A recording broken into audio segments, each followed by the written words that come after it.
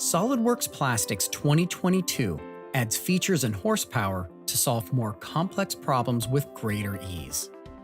This plastic cover is bolted to two hoist hooks on either side of the hatch. Since it has an asymmetric design, both a right and left-handed version are required for the Nemo submarine. We'll start by adding a material for the plastic injection analysis.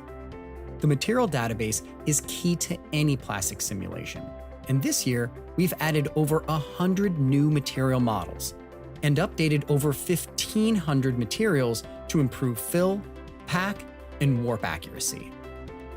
For this part, we'll choose a Delrin material.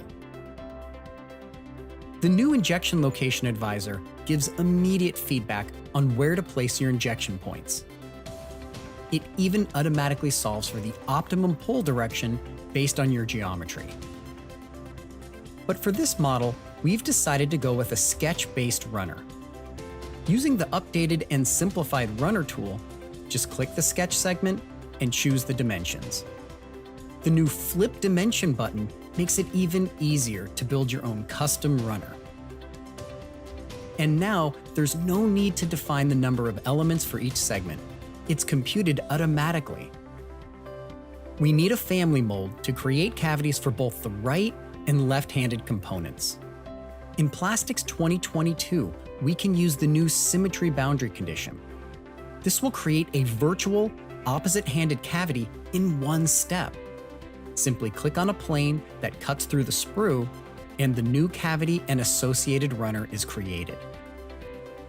But what if you need a family mold with multiple cavities of the same part? The new cyclic boundary condition allows you to create additional virtual cavities in a circular pattern. Just click the center sprue sketch line, the number of cavities you want, and you're done. And of course, if you choose to model your runner system using solid geometry, both the symmetry and cyclic boundary conditions can also be used.